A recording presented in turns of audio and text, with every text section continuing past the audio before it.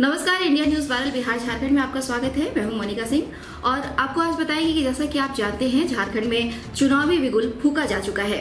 नगर निगम चुनाव को लेकर के प्रत्याशी मैदान में पूरी दमखम के साथ उतर गए हैं। जी हां, आज जिस शख्सियत से आपको हम मिलवाने जा रहे हैं वो किसी परिचय की मोहताज नहीं है। वर्तमान पार्षद आदित्यपुर वार्ड 17 की सदस्य नीतू शर्मा। जी हाँ, आइए हम आपसे मुलाकात करवाते हैं और इससे न्यूज से कुछ संबंधित सवाल है, इंडिया न्यूज वायरल के कुछ सवाल है जो उनसे पूछेंगे और उनसे सुनते हैं इसका जवाब।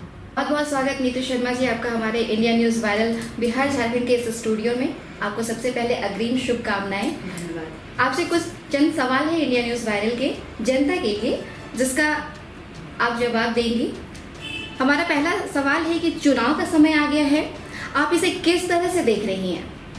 से मैं चाहती हूँ कि इसके आगे भी मैं उसी तरह से अपना समय दूँ, अपना वक्त दूँ और जनता की सेवा में हमेशा लगी रहूँ। इसके लिए मेरी स्पेशल कुछ तैयारी नहीं है, क्योंकि मुझे लगता है कि जनता जो चाह रहे हैं, जिस तरह का कार्य होना चाहिए, अपने वार्ड के प्रति जिस तरह से समर्पित होनी चाहिए, ये मेरी हमेशा से कोशिश रही है और आगे भी हमेशा से कोशिश रहेगी। और मैं चाहूँगी कि मैं जनता की कसौटी पे खड़े उतरूँ। जी, बहुत अच्छा। ऐसे तो जनता की बहुत सारे सवाल आपके सामने हैं जिसका जवाब जो है जनता मांगती है और आप किस तरह से देंगी। तो मेरा दूसरा सवाल ये है आपके सामने कि कई उम्मीदवार होंगे, इसका सामना आप कैसे करेंगी? सभी उम्मीदवार अच्छे हैं। मैं किसी भी उम्मीदवार के बारे में मैं ये नहीं कहना चाहूँगी कि वो कैसे हैं। मैं तो यही जानती हूँ कि जितने भी फील्ड में आते हैं सभी जनता की सेवा की सोच को लेकर ही आते हैं, अच्छी सोच को लेकर आते हैं।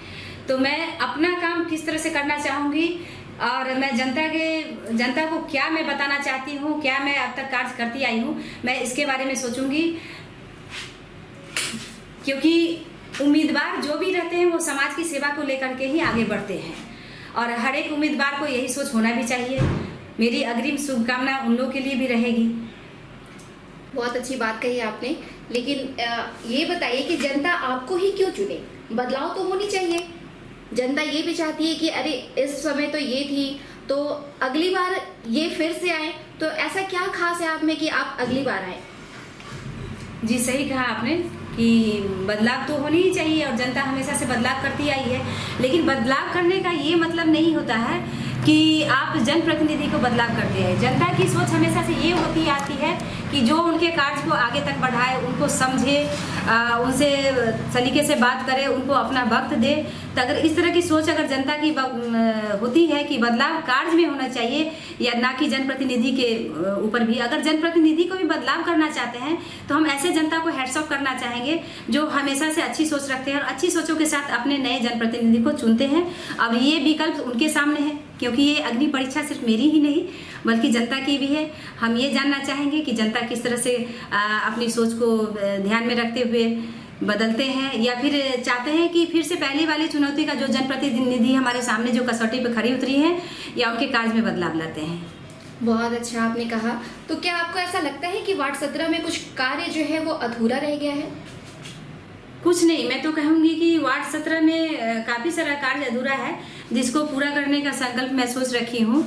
और वैसे भी जिस कार्य से जनप्रतिनिधि कोई भी इलेक्टेड पर्सन अगर खुश हो जाते हैं कि ये कार्य मैंने कर दिया बहुत है, तो फिर आगे का सीखना और कार्य करना, डेवलप करना जो वार्ड का होता है वो पूरी तरह से बंद हो जाता है, ठप हो जाता है। तो मैं तो यही कहूँगी कि अपने मजबूत इरादे के साथ जनता का जो भी अधूरा कार्य है, आगे आने वाले दिनों में अगर जनता मुझे चुनती है तो मैं उनके भरोसे के कसौटी पर खड़ी उतरूंगी और मैं कोशिश करूंगी कि उनका हर एक कार्य को मैं दिन प्रतिदिन मैं डेवलप करती जाऊंगी। जी, बहुत अच्छा। आप सारे सवालों का जवाब बहुत अच्छे से जनता को दे रही हैं, लेकिन मैं आपको एक सवाल और करना चाहूँगी कि आपके वार्ड के सबसे ज्वलंत मुद्दा जो है वो क्या है? वैसे तो सभी कार्य जितने भी मुद्दा है वो मेरे लिए बहुत ही इम्पोर्टेंट है, मायने रखता है कि सभी बहुत ज़रूरत है। लेकिन वर्तमान में जिस तरह से हमारी जनता एक ज्वलंत मुद्दा है, मैं इसको कह सकती हूँ कि वो पानी का मुद्दा है, जिसके लिए जुडको कंपनी से, शाहपुर जी जिंदल कंपनी से अभी वर्तमान में जो कार्य चल रहा है वो डेवलपर है। इस बीच में कोविड का भी समय आ गया था तो कुछ कार्य डिले हो गया था, लेकिन ज्वलंत मुद्दा हमारा जनता का पानी का है, जिसको हर एक साल नगर निगम है सो कोशिश करती है पूरा करने की, और कुछ हद तक जनता का जो मांग होता है, डिमांड होता है, उनको पूरा भी किया जाता है। इसके आगे भी हम ये चाहेंगे कि जिंदल कंपनी का कार्य पूरा हो और हर घर घर नल, घर घर जल की जो प्रक्रिया थी, जो मैंने वादा किया था, उस वादे के साथ मैं जनता के सामने मैं प्रकट हो जाऊं, ये मेरे लिए बहुत खुशी की बात है। जी बहुत अच्छा। लेकिन आप ये बताइए नीतू शर्मा जी कि जातिवाद का आप कितना समर्थन करती हैं? जी मैं तो बिल्कुल समर्थन नहीं करती हूँ, हमेशा से समर्थन नहीं करती हूँ, क्योंकि शिक्षा के जगत में जातिवाद का कोई परिचय नहीं दिया गया है। और मैं जातिवाद ही क्यों, मैं तो जाति में नहीं जमात में जीना चाहती हूँ। कि पहले लोग इंडियन कहते थे, भारतीय कहते थे, अब वर्तमान में जो समय है कोई कहते हैं कि हम बंगाल से हैं, कोई उड़ीसा से है, कोई बिहार से है, झारखंड से है, पंजाब से, इस तरह से कई सारे जो अपना परिचय देते आए हैं। तो मैं जातिवाद पर भरोसा नहीं करके मैं जमात पे भरोसा करना चाहूँगी, क्योंकि हमारे जितने भी जनता है वो बहुत ही स्पेशलिस्ट है। और जनता का मतलब होता है कि उस किसी जाति में मैं उसको विभाजन करना नहीं चाहूँगी। मैं चाहूँगी कि एकत्रित होकर के जो उनका कार्य हो, जो हमारे सामने वो ये बताए कि हमारे ये कार्य नहीं हुआ, वो कार्य नहीं हुआ है, तो उस समय मुझे जाति कहाँ दिखता है। मुझे ये दिखता है कि जनता कठिनाई में है और उसकी कठिनाई को मुझे किस तरह से हल करना है, ये मैं समझती हूँ कि ये ज़्यादा ज़रूरी है। बहुत अच्छी बात कही आपने। आप सारी जनता की जितनी समस्याएं हो सब पे खरा उतरते हुए आप आगे बढ़ रही हैं, लेकिन क्या इसके बाद भी जनता को आपसे कुछ शिकायतें हैं? जी जरूरी है, क्योंकि जनता जो है सो अब काफ़ी लोगों के लिए सिर्फ अपना घर और आंगन होता है, लेकिन मेरा वार्ड ही मेरा घर है, मेरा वार्ड ही मेरा आंगन है। और आज के समय में जितने भी हमारे जनता है वो हमारे किसी न किसी रिश्तेदार के रूप में प्रकट होते हैं। आप अपने घर को देख लीजिए कि आप जितना भी कोशिश करेंगे, कुछ फैमिली मेम्बर हैं, कुछ न कुछ जो नाराज होते हैं, और जो नाराज होते हैं वो जाहिर सी बात है वो हमारे अपने हैं, पराये तो है नहीं। आज जिस जनता की नाराज़गी की बात हम करेंगे और मुझे बुरा लगेगा, तो मैं तो यही कहूँगी कि वो जाहिर सी बात है हमारे अपने हैं और शिकायत अपनों से ही होती है। और कल तक जो उन्होंने हमें जनप्रतिनिधि होने का जो दर्जा दिया है, जो गौरव प्राप्त मुझे हुआ है, जो मतलब गौरवान्वित होती हूँ, और मैं कहती हूँ कि वार्ड 17 की वार्ड काउंसलर हूँ, तो वो हमारे शिकायत करने वाले जनता भी हमारे उस पोस्ट पर बैठाए हैं। उन्होंने अपनी स्वेच्छा से मुझे अपना वोट दिया है, मतदान किया है। बिल्कुल, बहुत अच्छी बात। लेकिन क्या जनप्रतिनिधि के किसी भी तरह की आलोचनाओं का इस पर कुछ असर पड़ेगा? जी काफ़ी हद तक असर नहीं पड़नी चाहिए, क्योंकि आलोचना, हमारे कहने का मतलब है कि आलोचना जो है वो तरक्की की पहली सीढ़ी भी होती है। क्योंकि हमारे राजनीतिक में एक बहुत अच्छा शब्द है कि अगर बहुत ज़्यादा अगर किसी के बारे में आलोचना करते हैं तो किसी न किसी थ्रू से उनकी एडवर्टाइज होती है, उनका प्रचार होता है। लेकिन आलोचना करने से पहले हमें ये देखना चाहिए कि जनता की डिमांड क्या होती है, क्या वो किसी जनप्रतिनिधि के बारे में या फिर आने वाले कैंडिडेट के बारे में आलोचना सुनना चाहते हैं या उनके वादे और इरादों को जानना चाहते हैं। तो आलोचना करने से अच्छा है कि हम किस तरह से प्रेजेंटेशन अपना दिखा पाएंगे जनता के सामने में, ये ज़्यादा बेहतर होगा कि किसी भी जनप्रतिनिधि के बारे में या आने वाले कैंडिडेट के बारे में आलोचना से ज़्यादा अपने कार्य पर ध्यान देना चाहिए। बहुत अच्छा। तो आपने पूरी तैयारी के साथ मैदान में आप उतर चुके हैं, आपने अपना शरीर दान किया है, ये सोच आपके मन में कैसे आया? जी मैं हमारे फैमिली मेम्बर के ही बड़े भाई साहब का तबीयत काफ़ी ख़राब है, जो कि दिल्ली में ट्रीटमेंट उनकी हमेशा होती रही है, ब्लड कैंसर पेशेंट है, और चूँकि मेरे पापा जी को भी कैंसर पेशेंट है, तो मैं जब भी दिल्ली जाती थी तो यहाँ के हॉस्पिटल में काफ़ी ऐसे जगह में अवेयरनेस बोर्ड नहीं लगा हुआ है किसी भी अस्पताल में।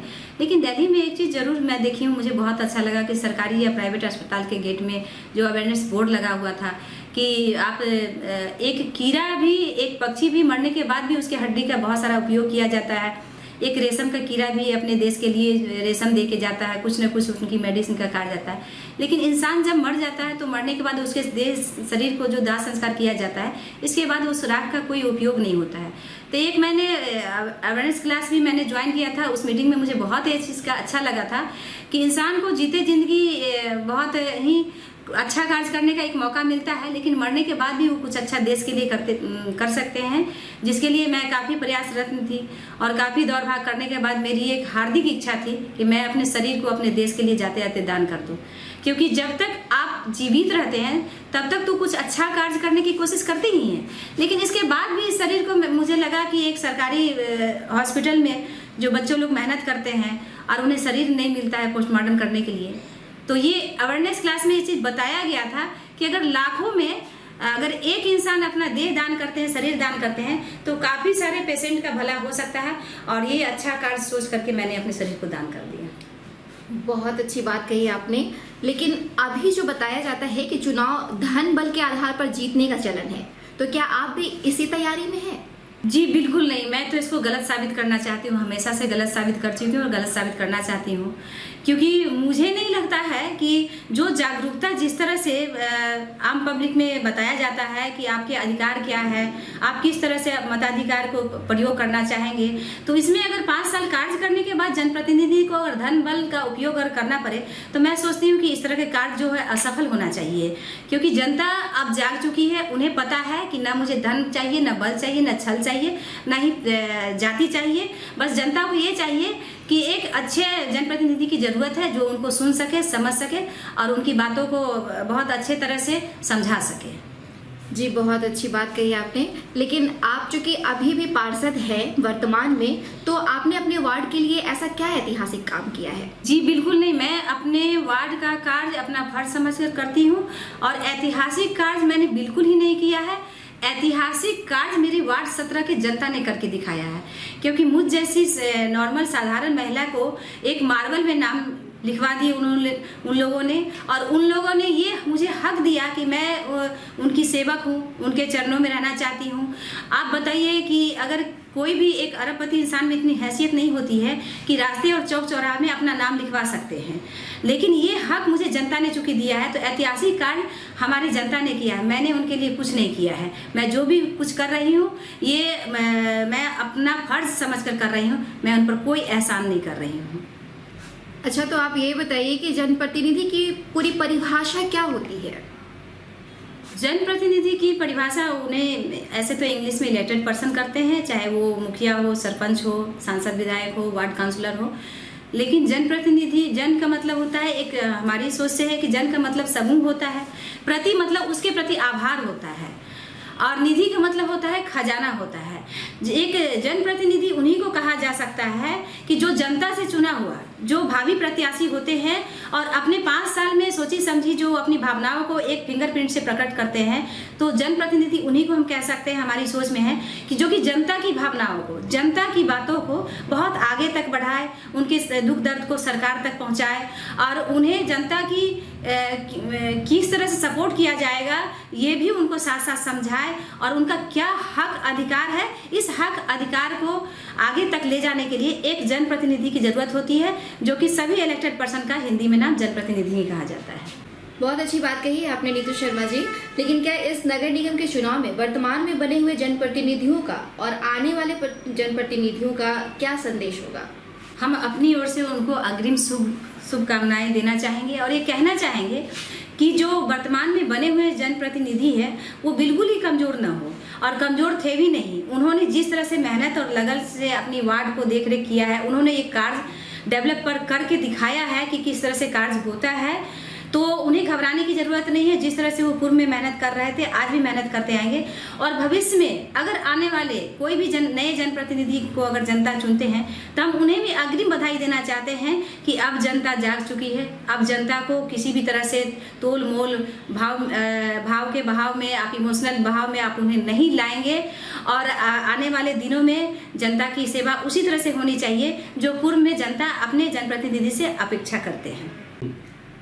बहुत अच्छा नीतू शर्मा जी, आपसे जितने भी सवाल किए हमने, आपने उसका बखूबी आंसर किया। ये सवाल जनता का ही होता है, लेकिन इस सवाल का जो जवाब आपने जितनी बखूबी तरीके से दिया है, इसका असर आपके वार्ड के सदस्यों को पड़े और जनता जो है एक बार फिर से आप पे विश्वास जताए, आपको वोट दे, आपको जिताए। हमारी अग्रिम शुभकामनाएं हैं आपके साथ। आप इंडिया न्यूज़ वायरल के स्टूडियो में आए, इसके लिए बहुत बहुत धन्यवाद। बहुत बहुत धन्यवाद आपको, मेरी ओर से इंडिया न्यूज़ वायरल को बहुत बहुत धन्यवाद। थैंक यू कि आपने मुझे स्टूडियो में बुलाया और आपने अब जनता की इच्छा को हमारे सामने प्रकट किया। बहुत बहुत थैंक यू।